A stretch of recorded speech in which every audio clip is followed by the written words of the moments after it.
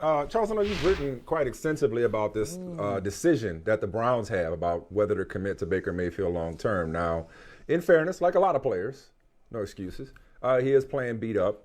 Nonetheless, he hasn't played very well. Didn't play well yesterday. Obviously, got booed. And his wife got in on the act, pulling a little Odell Beckham Sr., Kelly Stafford type deal by reposting criticism from his from a fan. She often reposts a lot of fan stuff, so it's consistent with what she's always done. Except this one had a line that said the rest of the team should take its cues from Baker when it comes to getting tougher. So that was problematic. Anyway, the bigger issue and the big picture for Baker Mayfield. How do you see it in terms of the Browns' level of confidence in him when it comes to contract time?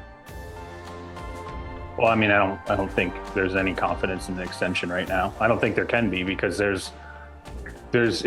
you don't know what you're looking at now. You just don't know. I mean, I will say that, yeah, injuries have definitely clouded that decision, but injuries are often part of the decision. And when I've written about it previously, I always brought up Marcus Mariota and the Titans because I know people in that organization. I know what it was like to go through them having a lot of confidence in Marcus Mariota, really wanting him to turn the corner, but then also going into that fifth-year option of his rookie contract saying, like, this is kind of it. We have to see something here. And they went out and got Ryan Tannehill as a piece of insurance, someone who they knew had some talent, didn't know if he just needed a fresh start, didn't know if it was an Adam Gase issue for him, but said, we got to bring in someone in here to have an alternative to Marcus Mariota in case the injuries don't clear up and he doesn't turn the corner. And that didn't happen. So they had the Tannehill option. I think that's where the Browns are. They have to sit here and go, I know internally there is still belief in Baker Mayfield. I know internally they are dying for him to light the world on fire and make their jobs easy. They want to do an extension, but they want the data to all be going in the right direction. Unfortunately, he's injured right now. They know they're dealing with that. They know he's dealing with that. I think they appreciate the fact that he's going out there. But it doesn't change reality. And the way that he is playing, whether it's injury related or not, and I think let me put it to you this way. I think it would be a mistake to look at the way he's playing and say it's all injuries. It is not, okay? Because there are times where he's making superb decisions and he's throwing balls where he's putting them in great spots. Then there are other times where he's sailing balls, okay? And frankly is not seeing, say, an underneath defender and throwing an interception. You can't sit there and go, well, the bad plays are just the injuries, but the good plays, that's always him overcoming injuries and making good plays. No, you have to take it for what it is. It is a complete picture, and it is confusing, and it's hard to have a franchise sit there and go, well, this is a $30 million quarterback or $35 million quarterback or a $40 million quarterback. You just don't know that if you're the Cleveland Browns. And I think that is going to have to, the team is going to, I've written this before, the team's going to have to go into the offseason and sit there and go, what are all of the potential options on the table? And we have to explore every one of these. Is it a, hey, maybe Russell Wilson's on his way out in Seattle. Maybe you pick up the phone and just go, hey, is the guy available or not? Is it a, hey, would Deshaun Watson consider ever in our wildest, scenario, things not, the off-field things being clarified, whatever's going to happen there with the civil suits, whatever's going to happen there with the grand jury investigation, would he, if that got to a place where we were comfortable with it, would he ever consider playing in Cleveland? And then, Aaron Rodgers is another guy. What's going to happen there? So I think you got to think about the top tier options. You got to go, there's some damaged goods, kind of mid-level options that we would consider. And what do we do with that moving forward? One thing, though, I will say here for the Browns and Baker Mayfield, and I actually think this is probably a good thing for Baker if he wants to continue to try and fight it out in Cleveland. Look at Taysom Hill, okay, with the Saints, okay? Taysom Hill, I mean, I think we are sitting there and we're going, the Saints are still focused on this guy potentially moving forward. That, to me, is a signal that when you look outward at what the quarterback market could be, I think the Saints, it's because they're going, there could be a lot of competition for any available quarterback options coming this offseason. There aren't a great deal of options in the draft. How are you going to address this? You kind of try to address it with what you know, and that could lead the Browns to a place where they're like, hey, we're just going to have to roll the dice with this in a fifth year and hope that finally everything comes together. Charles, I need you to help me out on the Arizona Cardinals. I think I got some mental block. I just can't flat out say the Arizona Cardinals are the best team in football, period. They've proven so much. What is it? I mean, do you just look at the Cardinals and say great team, or do you have reservations as well? I think that it's you're probably having the same problems I had a few games ago, which was I bought into the team last year, midway through the season. I thought Kyler Murray was the MVP candidate. I thought Cliff Kingsbury was the candidate for Coach of the Year, and then everything fell apart. I think what's different now with this team is, I think defensively they're better, number one. I think they have a number of difference makers on defense that matters. I think that offensively, what's interesting is they added, like an A.J. Green. I wasn't really wowed by that, but he's added something to the mix there. They went out and guess what? Probably made the best deadline move in the NFL when they got Zach Ertz.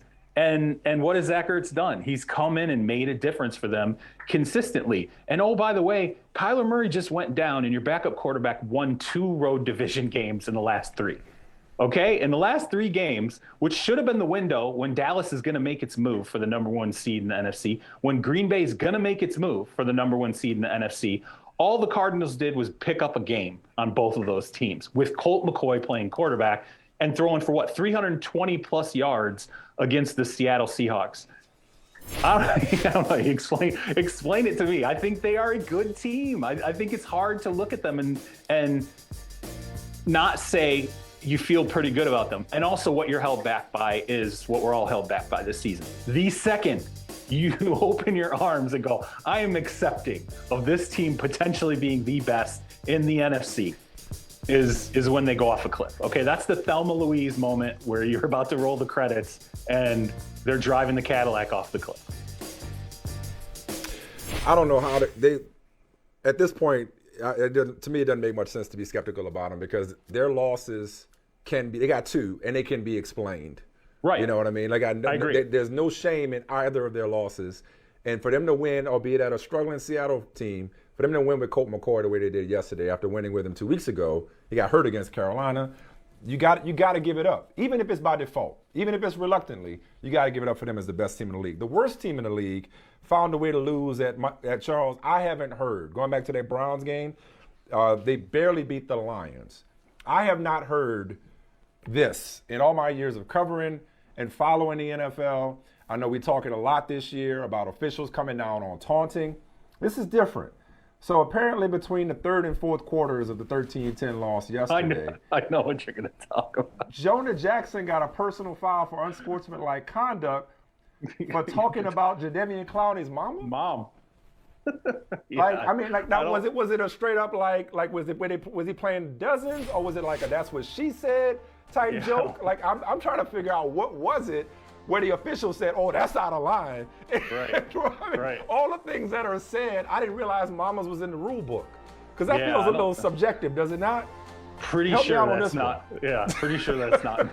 Pretty sure that's not in the rule book.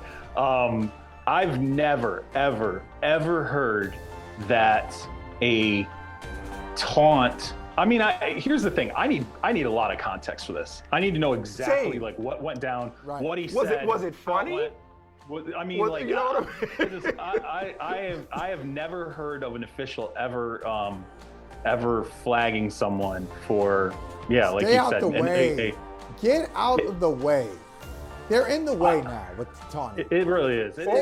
Or was it not a your mama thing? Was it a MF? And he thought it was something, because we heard it from Dan Campbell. It's like, I don't know, something to somebody's mother. Maybe that's not what got flagged. I don't know. Yeah, I mean, and again, let's be honest. We could be playing a game of telephone here, okay? Where it gets to the podium, and all of a sudden it's a your mama joke. And it was like a completely different, scenario what unfolded on the field. I don't know. I was completely flabbergasted by that. But I've also seen. It just took me. Look, listen, we reached literally the depths when Tony Correnti pivoted himself in the way of a player, like purposely put himself in the path of a player and let the player hit him, and then threw the flag and held his hand in the air like he was MJ hitting the game winner over the Utah Jazz in the final, just to appreciate it as long as possible. I was like, that's it. Like it can't get worse than literally an official taunting a player while he's flagging him for taunting an opponent.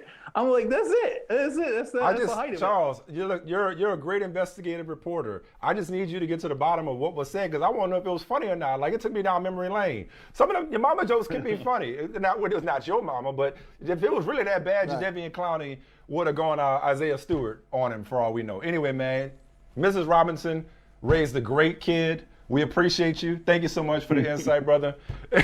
We'll talk to you next week. Have a happy Thanksgiving. I appreciate it, gentlemen. Hey, thank you, Charles. That was never part of the playground trash talking. Now I just want to know so I can use it, because I just want to know. I'll tell you what. I'm going to do my best to try and bring that to the table next week. All right. Thank you. Find out what he said. All right. Appreciate it, guys. All right.